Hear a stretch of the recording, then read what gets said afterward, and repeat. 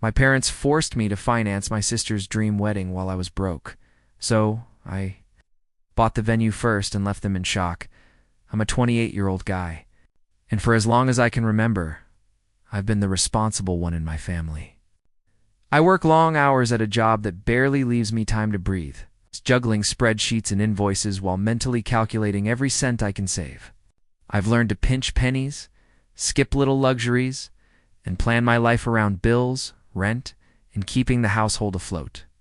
My parents, though, rarely seem to notice the stress etched into my face or the sacrifices I make. Instead, they constantly lean on me financially, casually sliding bills and unexpected expenses across the table as if it's my duty to cover everything. Meanwhile, my younger sister Emma is lauded as the golden child, every little achievement she has. Every small success is celebrated and amplified. While my own hard work feels invisible, dinner conversations often carry subtle reminders of my role. We were thinking Emma's wedding could use a little extra help from you, my mom says one night, swirling her wine with a calm, expectant smile. My dad nods, adding, "It would be such a relief if you could take care of the venue deposit. It's only fair, right?" I laugh it off, forcing a smile, pretending it's no big deal, but inside my chest tightens. I love my sister. I always have. But the weight of this expectation, the assumption that my savings exist solely for her, comfort feels suffocating.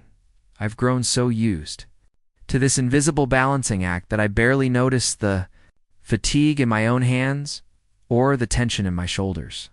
My apartment is neat, my accounts are organized, but the quiet frustration that builds inside me is harder to manage. I start to catch myself thinking things I've never dared to say out loud. Do they even see me? Will they ever appreciate me for who I am, rather than what I provide? That night, as I lie in bed staring at the ceiling, the hum of the city outside my window mingling with my own restless thoughts, I realize this isn't just about money anymore. It's about respect, recognition, and finally feeling like I'm more than just the family's wallet. And deep down, I can't shake the small, stubborn seed of a question. What if I don't want to keep being invisible anymore? It started subtly at first, like a whisper I tried to ignore. One evening, my mom called me into the living room with a sparkle in her eye that immediately set my nerves on edge. "Emma's engagement is official," she said, handing me a glossy envelope with her fiancé's proposal photos. "We've been talking, and we think it would be wonderful if you helped with the wedding plans." Financially, I froze mid-step, gripping the envelope tighter than I realized. My heart sank.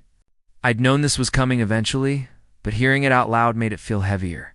More personal, Emma herself was radiant, bouncing around the room with excitement, completely unaware, maybe purposefully unaware, of the storm settling over me. I'm dreaming of this huge venue, somewhere everyone will remember forever. She gushed, eyes sparkling. "Oh, and the cake has to be massive, and I want a photographer for every single moment." I smiled and nodded, my insides twisting. I could feel the weight of my empty wallet pressing down, but I forced a laugh, saying, "Of course we'll figure it out. Don't worry about a thing." I wanted to be supportive. I wanted to be the brother who always came through. But a small, gnawing panic started crawling up my chest. My parents piled on more subtle pressure that week, dropping lines like, "It's such a special moment for Emma, you'd want to give her everything, right?" Or, "We're counting on you to make this unforgettable." The guilt was suffocating, a silent hammer on my ribcage. I started noticing how every conversation, every casual suggestion, seemed designed to make me feel responsible for every lavish detail. And yet, I kept convincing myself it was normal, that I was being a good son, a good brother, that night. I sat alone in my tiny kitchen, the fluorescent light flickering above me, staring at my dwindling bank account on my laptop. The numbers stared back like a taunt. I loved my sister. I really did, but the realization that I might have to bankrupt myself for her happiness made my stomach twist. And in that quiet, lonely moment, I started wondering, how much longer am I supposed to keep giving while everyone else just takes? By the third week of wedding planning, the pressure was crushing me. Every morning I woke up to a growing list of expenses. And every night I fell asleep calculating how I could stretch my paycheck just a little further. Rent, utilities, groceries, they all came first. Of course, but now looming over everything was Emma's wedding. The venue, the photographer, the dress, the decorations. My parents treated it like I was lucky to help, tossing casual comments across the table. "You've always been good with money. It's nothing for you to cover this, right?" Each word hit harder than the last, like tiny, deliberate knives. Emma didn't mean to hurt me. She was cheerful, excited, blissfully unaware, or maybe indifferent to how tight my finances were. "I want the cake to have at least 3 tiers, and the flowers have to be everywhere," she said one afternoon, bouncing on the balls of her feet like a kid counting candy. I nodded along, forcing my lips into a smile I could feel crumbling inside. I knew she was dreaming, imagining a fairy tale wedding, but her fairy tale was slowly devouring my sense of stability. Some nights, I caught myself staring blankly at my laptop, the spreadsheet full of numbers taunting me. Bills that were due next week, combined with deposits I couldn't cover, made my head pound. I skipped meals more often than I should have, working extra shifts wherever I could, trying to squeeze pennies from every corner. The apartment smelled faintly of old coffee and stress, and the hum of the fridge felt louder than usual, reminding me of the silence around my own exhaustion. And yet I kept telling myself I had to do this. Family came first, didn't it? But late at night, lying on the couch with my shoulders aching, I whispered to myself, how much longer can I keep pretending this is easy? How much longer will I be invisible while everyone else enjoys the perks? The thought lingered, bitter and unwelcome, as I realized this wedding might cost more than just money. It might cost my sanity. A sudden ping from my email drew my attention. The photographer had sent a new quote, and the numbers made my chest tighten like a vice. I pressed my hands to my face, heart hammering, and for the first time, a real, terrifying thought surfaced. I might actually be in over my head. It felt like Emma's wish list grew overnight. Every day, she'd come to me with another idea, another must-have, that somehow I was expected to fund. "Oh, and I want a designer invitation set now. Make that gold-foiled edges. Everyone will love it," she chirped one afternoon, eyes wide with excitement. I forced a laugh, but inside my stomach twisted. My bank account was screaming at me, but I didn't dare show it. I had always been the responsible one, the one who made sure everyone else's life ran smoothly. Now that role felt like a leash tightening around my chest. My parents weren't helping either. Dinner conversations became subtle interrogations. "Emma deserves the best. You wouldn't want her to feel less special than anyone else, right?" my mom said, pouring herself a glass of wine as though the question wasn't loaded with guilt. My dad chimed in, leaning back in his chair. "You've always been practical. Now's your chance to prove it." Every word was a reminder that I wasn't enough, that my life existed to serve their golden child. The apartment began to feel smaller, heavier. Bills stacked on the counter like taunting reminders. The hum of my computer late at night sounded louder in the empty room, and I could feel the tight ache in my shoulders spreading. I cut back everywhere. No dinners out, no hobbies, even skipping the gym. Emma, of course, noticed none of it. "I can't believe how easy this is for you," she said casually one evening, scrolling through Pinterest boards filled with wedding ideas. I swallowed hard, forcing a smile that felt like it would crack. Every interaction became a reminder of imbalance. I was working myself to the bone while everyone else floated on excitement and entitlement. And yet I told myself I had to keep going for family, for Emma, for the image of being the dependable son. But late at night, staring at the dim glow of my phone, I felt that first flicker of resentment. How long am I going to be the one everyone leans on while I get nothing in return? A text popped up from Emma, giddy and impatient. "Can you wire the deposit for the venue this week? I want it confirmed." My hands froze on the keyboard. The weight of the expectation was suffocating, and I realized this wasn't just pressure. It was control. I was sitting at my kitchen table late one night, staring at my dwindling bank account for what felt like the 100th time, when a small, almost insignificant comment from my dad hit me like a punch to the gut. He had mentioned, in passing, that he and Mom had already promised Emma's fiancé they'd cover part of the wedding themselves. At first I froze, thinking I misheard. But then it clicked. The constant guilt. The endless hints. The expectation that I'd foot every billet had all been a setup. They never intended to need my money. They just wanted to make me feel trapped, indebted, and invisible while Emma enjoyed her dream wedding. I felt anger simmer inside me, hot and bitter, mixed with a kind of sick disbelief. All these months of stress, exhaustion, and sacrifice, they'd been manipulating me, and I hadn't even realized it. Emma, as blissfully unaware as ever, was still bouncing around Pinterest boards. Her excitement growing while my frustration boiled. I remember gripping the edge of the table so hard my knuckles went white, whispering to myself, "So this is what my loyalty gets me? Guilt and invisibility?"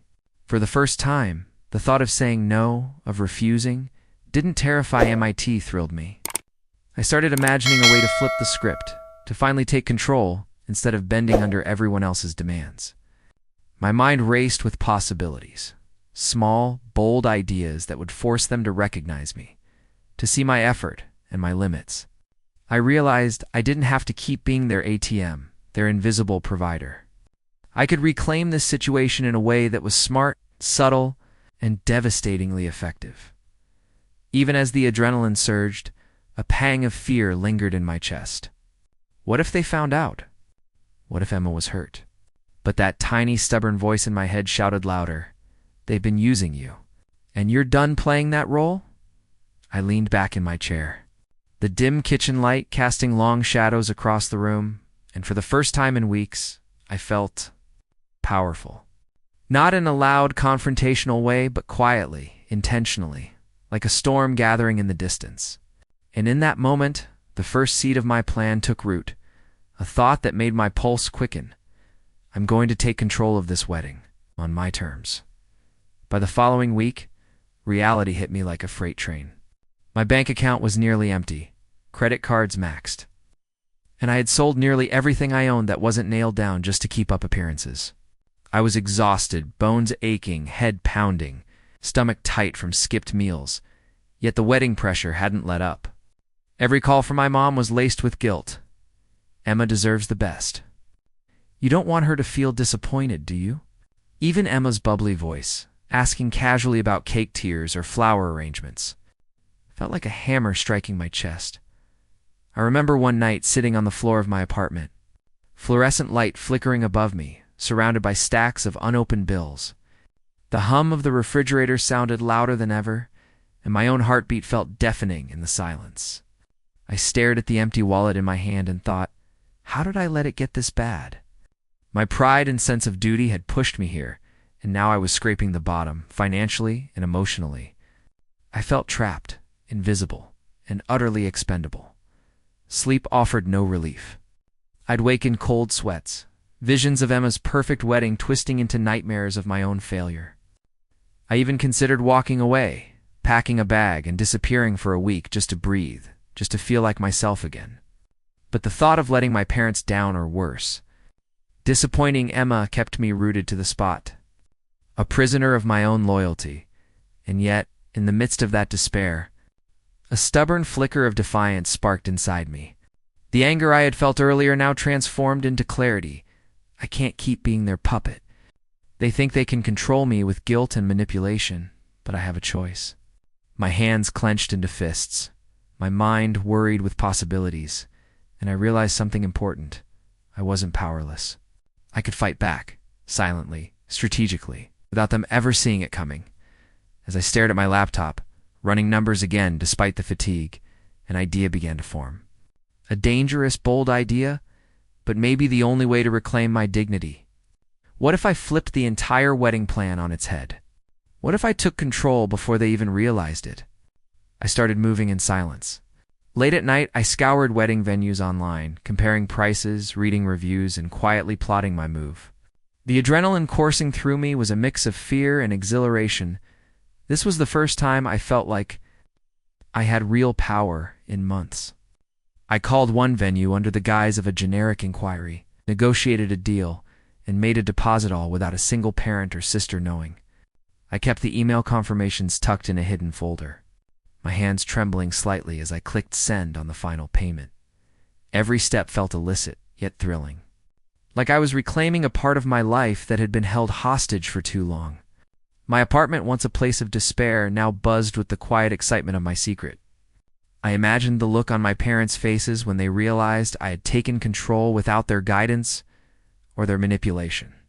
Emma would be thrilled, oblivious to the chaos I'd endured behind the scenes. And me. I felt something I hadn't felt in years. Pride. Not the hollow pride of silently sacrificing for others, but genuine, unshakable self-respect. Despite the excitement, a thread of anxiety gnawed at me. What if they found out before the plan was complete? What if Emma misunderstood my intentions and got angry? But each time the doubt crept in, I reminded myself they had underestimated me for years. They thought loyalty meant blind compliance. They thought guilt would keep me obedient. Now, I would quietly prove them wrong. I began visualizing the day of revelation, the moment I could sit back, calm and collected, while my parents' faces morphed from smug certainty to stunned disbelief. The thought alone made my pulse quicken. For the first time in months, I slept with a smile, a mixture of nerves and anticipation thrumming through my chest. I had set my plan into motion, and yet, even in the quiet of my apartment, I knew one thing. The real test was yet to come. They had no idea that I wasn't the powerless son they assumed I was. Soon, they'd see that the game had changed in this time. I was calling the shots. It didn't take long before my parents began to sense something was off. I started casually mentioning details about the wedding that weren't part of their plan, dropping hints that left them unsettled. I think I found a few options for the venue, I said one evening, sipping coffee, careful to keep my tone light. My mom's brow furrowed, and my dad leaned back in his chair, eyes narrowing just slightly. They didn't press me for details. But the tension in the room was palpable, like they were both suddenly aware they weren't in control anymore. I felt a small, private thrill. They'd spent years dictating my choices. And now I was quietly steering the ship. Emma, ever excitable, began bouncing from one Pinterest board to another, dropping her latest ideas and expecting me to accommodate every whim. "I want the flower arrangements to match the drapes exactly," she said, tilting her head, as if testing me. I smiled and nodded, hiding the truth. The venue was already booked. The deposits paid, and every major detail under control completely on my terms. For the first time, I felt like I had leverage in this family dynamic. Their carefully constructed manipulation couldn't touch me now. Even as I maintained my outward calm, I could sense their anxiety growing. My parents' casual remarks became loaded, their questions more pointed. "Did you see this venue?" my mom asked, too casually, trying to gauge my reaction. I feigned uncertainty, letting the tension hang in the air, savoring the subtle power shift. I spent nights reviewing every email, every contract, quietly ensuring the plan remained flawless. The apartment, once heavy with stress, now felt like a war room where I was plotting my silent victory. But the more I controlled behind the scenes, the more I realized something unsettling.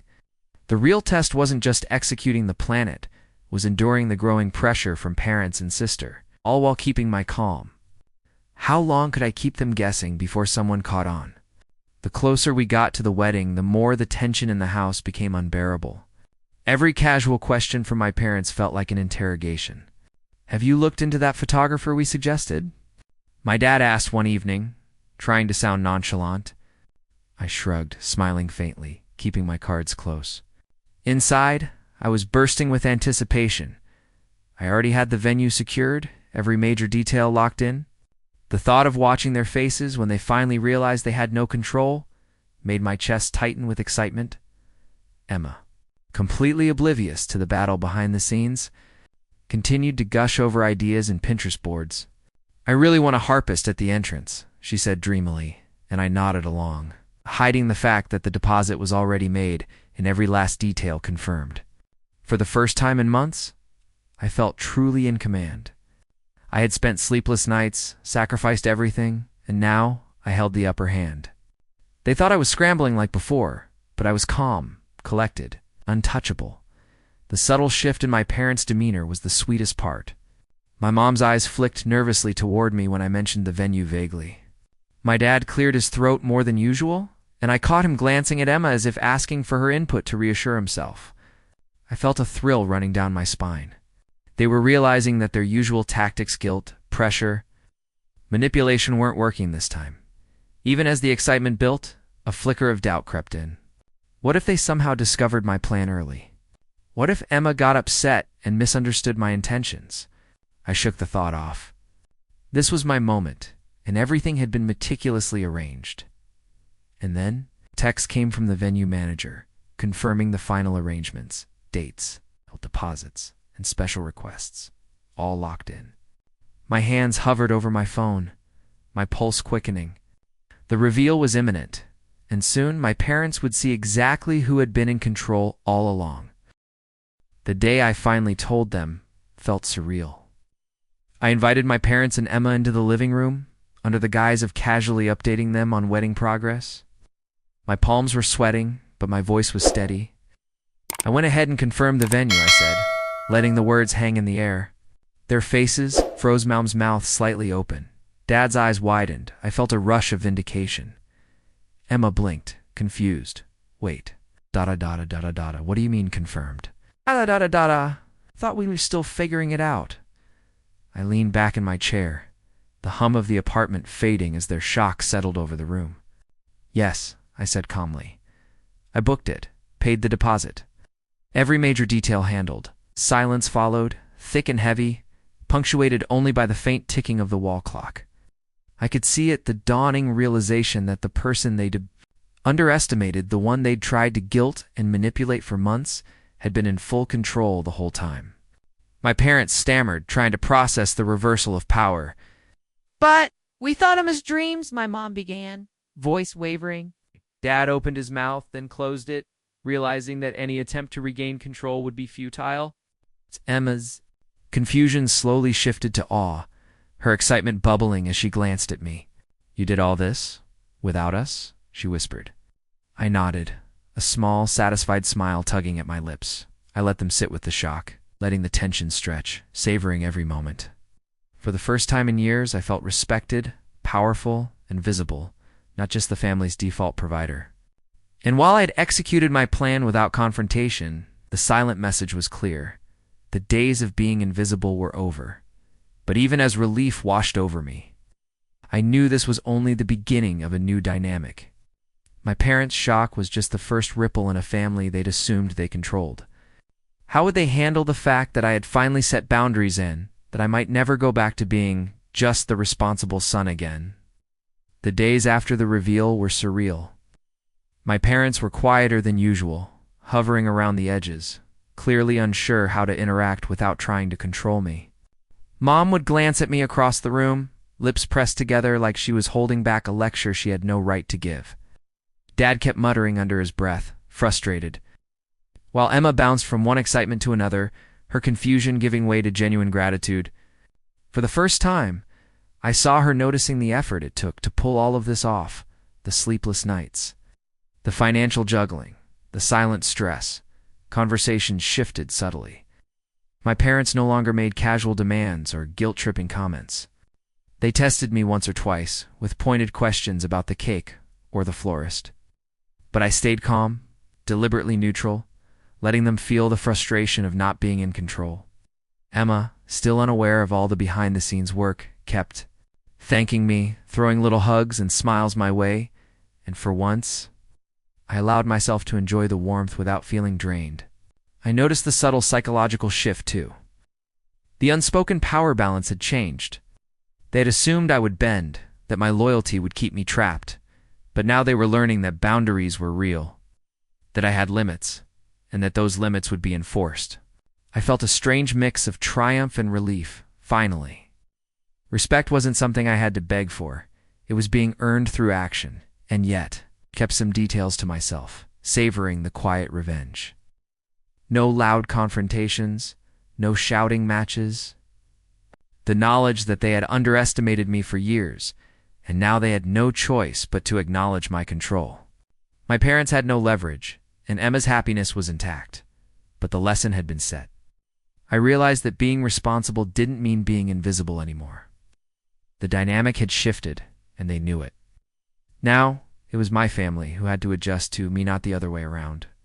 Sitting in my apartment a week after the wedding reveal, I finally let myself breathe. The tension that had gripped me for months had lifted, replaced by a quiet satisfaction I hadn't felt in years. I watched Emma scroll through photos of the venue, grinning ear to ear, oblivious to the sleepless nights I'd endured to make it perfect. My parents were subdued but respectful now. No casual guilt trips, no passive-aggressive comments, just a careful, wary acknowledgement that I was no longer the family's invisible safety net. I realized something important. Empowerment doesn't always come with loud victories or dramatic confrontations. Sometimes it's quiet, calculated, and deeply satisfying because it shifts the balance of respect and control without unnecessary chaos. I had taken a situation designed to crush me financially and emotionally, and I had turned it into a moment that reclaimed my dignity. I could finally say, I'm not just the responsible son anymore. I am seen, I am respected, and I decide my limits. Even as I reflected, a sly grin crept across my face, thinking of my parents' expressions the moment they realized the truth, the subtle shock, the disbelief, the sudden respect. I had proven that silent strategic action can be the most powerful form of revenge. Emma, thrilled and unaware, had her dream wedding, and I had my victory, the kind that doesn't scream but lingers. I sat back, and undeniable. I sat back, the hum of the city outside my window blending with the quiet of my apartment, and felt a weight lift from my shoulders. I had survived exhaustion, manipulation, and guilt, come out on the other side stronger, more confident, and in control of my life. My family had learned something crucial. I would no longer be invisible, and respect isn't demanded, it's earned. And for the first time in as long as I could remember, I smiled without reservation, knowing that I had not only supported my sister's happiness, but also reclaimed my own. I had turned the tables, and this time, nobody could take the victory away from me.